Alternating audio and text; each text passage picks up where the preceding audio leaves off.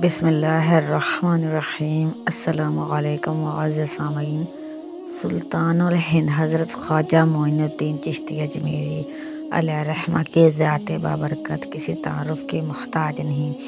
ان کی شخصیت سرزمین ہند کے لیے ایک بڑی نعمت تھی۔ ہندوستان کی تاریخ اور ثقافت پر انہوں نے نہ مٹنے والے نقوش چھوڑے۔ انہوں نے تقریباً 99 لاکھ مشرکوں کو ہندوستان میں مسلمان کیا تھا۔ اللہ اکبر۔ سلطان الہند حضرت خواجہ معین الدین چشتی اجمیری رحمۃ اللہ علیہ کا اصل نام مبارک معین الدین حسن اور والد ماجد کا نام غیاث الدین حسن تھا۔ وہ ایران کے ایک شہر سجستان میں سن 537 سن ہجری بمطابق 1143 سن عیسوی میں پیدا ہوئے۔ حضرت خواجہ معین الدین چشتی رحمۃ اللہ علیہ کی عمر ابھی صرف 15 سال کی تھی کہ والد محترم کا سایہ سر سے اٹھ گیا۔ والد کی طرف سے میراث میں ایک باغ اور پنچکی ملی۔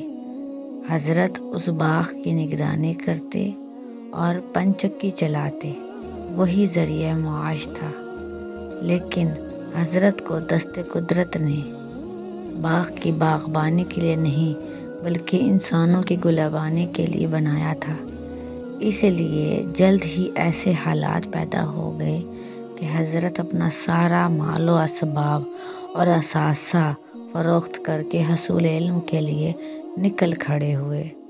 سجستان سے نکل کر حضرت پہلے بخارا اور سمرقند گئے، جہاں قرآن پاک حفظ کیا۔ اس کے بعد علوم ظاہری کی تحصیل میں لگ گئے۔ ظاہری تعلیم کی تکمیل کے بعد حضرت نے خواجہ عثمان ہرونی رحمۃ اللہ علیہ کی خدمت میں حاضر ہو کر بیعت کی تھی۔ خواجہ عثمان رحمۃ اللہ علیہ بڑے پائے کے بزرگ تھے اور نیشا پور کے قریب ایک قصبہ ہرون ہے، وہاں کے رہنے والے تھے۔ حضرت خواجہ اپنے مرشد خواجہ عثمان ہرونی کی خدمت میں بہت عرصے تک رہے۔ بعض لوگوں نے 20 سال لکھا ہے اور بعض نے 2.5 سال۔ اس عرصے میں حضرت خواجہ سفر و حضر میں ہر وقت اپنے مرشد کے ہمراہ رہتے، مرشد کی خدمت کرتے۔ ان کا سامان، بستر اور دوسری ضرورت کی چیزیں اپنے سر پر لے کر چلتے تھے۔ انہوں نے اپنے مرشد کے ہمراہ بھی بہت سے سفر کیے اور اس کے علاوہ اکیلے بھی سفر کیے۔ حضرت خواجہ رحمۃ اللہ علیہ جب مدینہ طیبہ پہنچے تو وہیں ان کے خواب میں ہندوستان جانے کا حکم ہوا۔ اس کے بعد ان کے مرشد حضرت خواجہ عثمان ہرونی رحمۃ اللہ علیہ نے ان کو خلافت عطا فرمائی۔ خلافت دیتے وقت ان کو خرقہ عطا کیا اور ان کے سر پر 4 ترکی ٹوپی پہنائی۔ اس کے ساتھ ایک عصا لکڑی کی کھڑاؤں اور مسلح دیا اور فرمایا کہ ان کو اپنے پاس رکھنا اور جس کو ان کا اہل پاؤ اس کو دینا، اور میں نے جو نصیحتیں کی ہیں اور عمل بتائے ہیں ان کو تا حیات کرتے رہنا۔ حضرت خواجہ غریب نواز رحمۃ اللہ علیہ اپنے مرشد سے خرقہ خلافت لے کر عالم اسلام کی سیاحت کرتے ہوئے ہندوستان پہنچے۔ بعض تذکروں سے معلوم ہوتا ہے کہ حضرت خواجہ مدینہ سے ہی 40 ہمراہیوں کے ساتھ اجمیر شریف کے لیے روانہ ہو گئے۔ پہلے لاہور میں قیام کیا، پھر ملتان گئے اور وہاں سے واپس آ کر دلی ہوتے ہوئے اجمیر میں آباد ہو گئے۔ حضرت خواجہ نے ایک اور موقع پر اپنے پیر خواجہ عثمان ہرونی رحمۃ اللہ علیہ کے الفاظ نقل کیے ہیں کہ اگر کسی شخص میں 3 خصلتیں پائی جائیں تو سمجھ لو کہ وہ اللہ تعالیٰ سے دوستی رکھتا ہے۔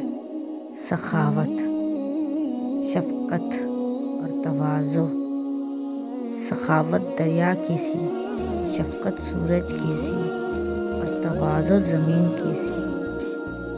ان الفاظ میں دراصل صوفیہ کرام کے عمل کا خلاصہ آ گیا ہے، یعنی صوفیہ وہ ہوتے ہیں جن میں دریا کی سی سخاوت ہوتی ہے۔ جو بھی اس کے پاس سیراب ہونے آتا ہے وہ اس کو سیراب کرتے ہیں، نہ ذات پوچھتے ہیں نہ عمل دیکھتے ہیں۔ ان میں سورج کی سی شفقت ہونی چاہیے، یعنی بلا لحاظ مذہب و ملت اور امیر و غریب۔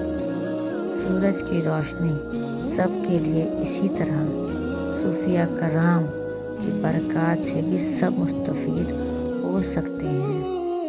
صوفی میں زمین کی سی تواضع ہونی چاہیے۔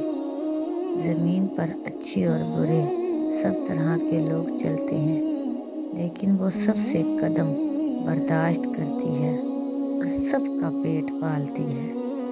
اس طرح صوفی بھی ہوتا ہے، وہ سب کے ساتھ یکساں رویہ اختیار کرتا ہے۔ کسی جابر حکمراں کی رعونت ان کے تواضع میں اضافہ نہیں کر سکتی، اور کسی کمزور اور مجبور انسان کی بے بسی ان کے تواضع کے اندر کسی کمی کا سبب نہیں بن سکتی۔ حضرت خواجہ رحمۃ اللہ تعالیٰ علیہ کی تشریف آوری کے وقت اجمیر میں پرتھوی راج چوہان کی حکومت تھی۔ غالباً حضرت خواجہ کے بڑھتے اثر رسوخ کی وجہ سے اس نے اور دربار کے بعض دوسرے لوگوں نے حضرت خواجہ کو پریشان کرنا چاہا، لیکن حضرت خواجہ غریب نواز رحمۃ اللہ علیہ کی مقبولیت میں کوئی بھی کمی واقع نہیں ہوئی۔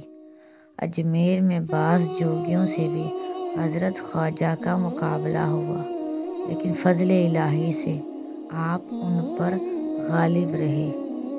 اس زمانے کے ایک مشہور جوگی جے پال کا ذکر تذکرہ نگاروں نے خصوصی طور پر ذکر کیا ہے۔ جے پال سے بڑے بڑے مارکے ہوئے اور آخر اس کو یقین ہو ہی گیا کہ حضرت خواجہ غریب نواز رحمۃ اللہ علیہ کوئی جادوگر نہیں ہے، بلکہ خدا کی طاقت ہے جو حضرت خواجہ کے ساتھ شامل ہے، اور اسی طاقت کی وجہ سے وہ سب پر غالب آ جاتے ہیں۔ جے پال جوگی نے اسلام قبول کر لیا اور اس کا اسلامی نام عبداللہ رکھا گیا۔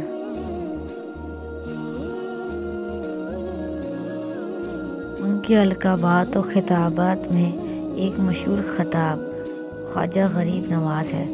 حضرت خواجہ نے عبادت و اطاعت الہی کو براہ راست خدمت خلق سے جوڑ دیا۔ ان کی نظر میں عبادت یہ ہے کہ بندہ اپنی رات کی تنہائی میں اپنے جمی خداوند و قدوس کی بارگاہ میں جھکا دے اور اس کے عائد کردہ فرائض کو انجام دے، اور اطاعت یہ ہے کہ اپنے دن کی روشنی میں بندگان خدا کی خبرگیری کے لیے ہمہ وقت مستعد اور تیار رہے۔ یہی وہ راستہ ہے جس پر چل کر انسان آخرت میں کامیاب ہو سکتا ہے اور جہنم کے عذاب سے بچ سکتا ہے۔ حضرت خواجہ غریب نواز رحمۃ اللہ علیہ فرماتے تھے، جو شخص قیامت کے عذاب سے بچنا چاہتا ہے وہ اللہ کی اطاعت کرے، کیونکہ اللہ کے نزدیک فرما برداری سے بڑھ کر کوئی اور اطاعت نہیں۔ میں نے عرض کیا، کس قسم کی اطاعت؟ فرمایا، عاجزوں کی فریاد رسی، حاجت مندوں کی حاجت روائی۔